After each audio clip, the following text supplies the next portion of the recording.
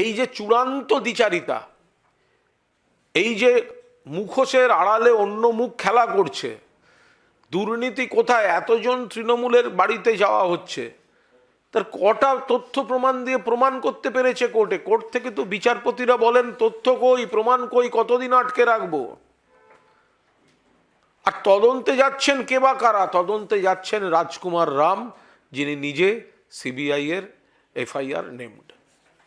ফলে আমরা স্ট্রংলি আমরা অপোজ করছি যে কেন্দ্র আগে জবাব দিক, ইডি আগে জবাব দিক, যে সিবিআই এর এফআইআর নেমড একজন অফিসার কি করে তারপরও তদন্তের কাজে যুক্ত থাকতে পারেন, কিভাবে যুক্ত থাকতে পারেন, এটা তো ইডিকে ক্লারিফাই করতে হবে। এই রাজকুমার রাম কি সেই রাজকুমার রাম যার নামে সিবিআই এফআইআর করেছে? যদি করে থাকে তাহলে সেই ব্যক্তি কি করে তদন্তের কাজ করছেন, কিভাবে করছেন? সিবিআই এফআইআর নেমড শুভেন্দু অধিকারীকে ধরবে না, আবার এফআইআর নেমড অফিসারদেরকে তাদের রাজনৈতিক প্রতিহিংসা, ভেন্ডেটা পলিটিক্সে ব্যবহার করবে? এটা কি করে হতে পারে? বিজেপির নেতারা কদিন আগেই বলেছিলেন, 30শে ডিসেম্বরও বলেছিলেন, এরপরে উত্তর 24 পরগনায় কি হবে দেখবেন। তো বিজেপি তো বলে দিচ্ছে এজেন্সি কবে যাবে, কোথায় যাবে, কোন জেলায় যাবে, কোন দলের বাড়ি যাবে, কার বাড়ি যাবে। তো সাধারণ মানুষের কাছে ইডি, সিবিআই, এনআই এর বিশ্বাসযোগ্যতা বলে আর কিছু নেই। তারা ভাবছে বিজেপির লোক পাঠাচ্ছে। এখন সেই জায়গায় এই লোকের যদি আবার এই নমুনা হয়, তাহলে তো সে ভয়ঙ্কর কঠিন ব্যাপার। ফলে আমরা পরিষ্কার বলছি, ইনি সুস্থ হয়ে উঠুন, দ্রুত সুস্থ হয়ে উঠুন, যথাযথ চিকিৎসা হোক। কিন্তু এই ব্যক্তি যিনি দুর্নীতিতে অভিযুক্ত এবং সিবিআই এর এফআইআর নেমড, তাকে কি করে তদন্তের কাজে এখনো ব্যবহার করা হচ্ছে সেটা ইডিকে ক্লারিফাই করতে হবে, ইডিকে এর ব্যাখ্যা মানুষের কাছে দিতে হবে। এইটা আমাদের বক্তব্য। আর তার সঙ্গে আরেকটি বিষয় আমরা দৃষ্টি আকর্ষণ করে রাখছি, যে সুপ্রিম কোর্ট আজ গুজরাটে বিলকিস বানো কেসে বিলকিস বানোর পরিবারকে বিজেপি পন্থীরা যেভাবে ধর্ষণ করেছিল, খুন করেছিল, তাদের মধ্যে 11 জন যারা শাস্তিপ্রাপ্ত, তাদের 2022 সালে গুজরাট সরকার সসম্মানে মুক্তি দিয়েছিল জেল থেকে। 11 জনকে। কেঁপে উঠেছিলেন বিলকিস বানো, এ কি, আমার উপর যারা অত্যাচার করলো, আমার পরিবারকে যারা শেষ করলো, এবং তাদের রাজকীয় সম্বর্ধনা দিয়ে বার করা হলো জেল থেকে। কে ছেড়েছে? বিজেপি। ধর্ষণের অভিযোগ কি ছিল? কার বিরুদ্ধে ছিল? বিজেপি পন্থীদের বিরুদ্ধে। কোন অভিযোগ? ধর্ষণ, নির্যাতন, খুন ইত্যাদি। অভিযুক্তের সংখ্যা 11। শাস্তি দিয়েছিল কে? আদালত। মুক্তি দিয়েছিল কে? বিজেপির গুজরাট সরকার। আর আজ সুপ্রিম কোর্ট পরিষ্কার বলে দিয়েছেন, বিজেপি সরকার ভিত্তিহীন ধাপ্পাবাজির অভিযোগ, মানে ধাপ্পাবাজির তথ্য দিয়ে মিসলিড করার চেষ্টা করেছে গোটা প্রসেসকে। তাদের মুক্তি খারিজ করে দিয়েছে এবং এই 11 জনকেই অবিলম্বে জেলে আবার ফিরে যাওয়ার নির্দেশ দিয়েছে। এর থেকে বোঝা যায় মহিলাদের সম্মান তা বিজেপির কাছে বড় নয়।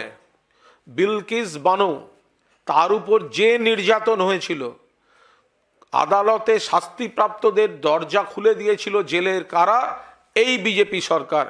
ফলে এই বিজেপি নেতাদের ল অ্যান্ড অর্ডার, মহিলাদের সম্মান, সংখ্যালঘু সুরক্ষা, এগুলো নিয়ে কথা বলার কোনো অধিকার নেই। ফলে আজ সকালে আপনাদের মূলত দুটো জিনিস, একটা হচ্ছে এই রাজকুমার রাম, যে ইডির একজন অফিসার যার মাথা ফেটে আছে বলে বিজেপি প্রচুর চোখের জল ফেলছে। আমরাও চাই না কারুর মাথা ফাটুক, আমরাও চাই না কেউ এইভাবে আহত হোক, কিন্তু যার ক্ষেত্রে চোখের জল ফেলছে তিনি নিজে সিবিআই এর এফআইআর নেমড, দুর্নীতিতে জড়িত। তাকে দিয়ে কি করে দুর্নীতি তদন্তের নামে প্রতিহিংসার রাজনীতি তৃণমূলের বাড়িতে পাঠানো হচ্ছে? আর দুই, বিজেপির চরিত্র আজ উন্মোচিত হয়ে গেছে। গুজরাটে বিলকিস বানু মামলায় বিলকিসের উপর অত্যাচার করা, তার পরিবারের উপর ধর্ষণ থেকে খুন, যে 11 জনকে গুজরাট সরকার, বিজেপির সরকার ছেড়ে দিয়েছিল, এটা হচ্ছে গুজরাট মডেল। ধর্ষকদের ছেড়ে দাও, খুনিদের ছেড়ে দাও, এটা হচ্ছে মডেল, গুজরাট মডেল। একে গুজরাট মডেল বলে। মহিলাদের সম্মান দিও না, সংখ্যালঘু নারীর সুরক্ষা নেই, এটা হচ্ছে গুজরাট মডেল। সুপ্রিম কোর্ট আজ গালে একটি থাপ্পড় মেরে এই 11 জনকে আবার অবিলম্বে জেলে ফেরত যাওয়ার নির্দেশ দিয়েছে।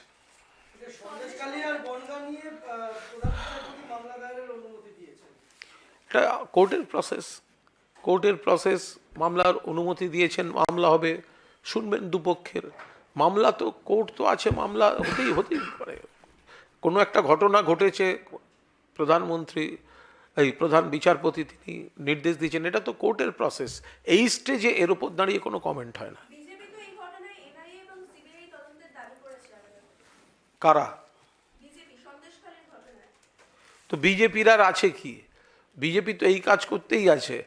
এনআইএ, সিবিআই, ইডি এগুলো তো ওদের শাখা সংগঠন। বিজেপি তো সবসময়ই চাইবে তাদের শাখা সংগঠন, তাদের গণসংগঠন, তারপর তো এই নমুনা বেরোবে। এই যে সিবিআই তদন্ত চাইছিল, সিবিআই তদন্তের এফআইআর নেমড ইডির যে অফিসার, তাকে পাঠাচ্ছে তদন্তে। তো ফলে বিজেপি আগে গুজরাটে যা হচ্ছে তার কৈফিয়ত দিক, ক্ষমা চাক। গুজরাটে যেভাবে বিলকিস বানোর 11 জন ধর্ষণকারী, নির্যাতনকারীকে গুজরাট সরকার ছেড়ে দেওয়ার পরেও সুপ্রিম কোর্ট আজ গুজরাট সরকারকে ভর্ৎসনা করে জেলে ফেরত দেওয়ার নির্দেশ দিয়েছে। বিজেপি আগে তার কৈফিয়ত দিক, বিজেপির চরিত্র উন্মোচিত হয়ে গিয়েছে।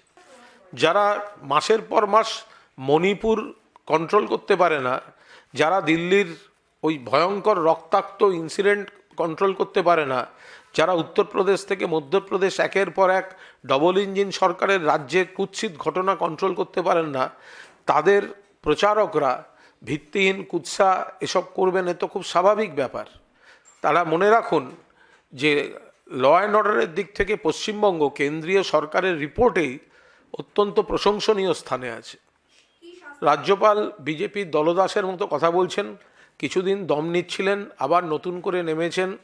তার এসব কথা বলার আগে গোটা পরিবেশ পরিস্থিতি রাজ্যপাল সিবিআইয়ের কাছে জিজ্ঞাসা করেছেন যে ইডি যাদের উনি দেখতে গেছিলেন তার মধ্যে সিবিআই এফআইআর নেমড দুর্নীতি তদন্ত চলার অফিসার রয়েছে।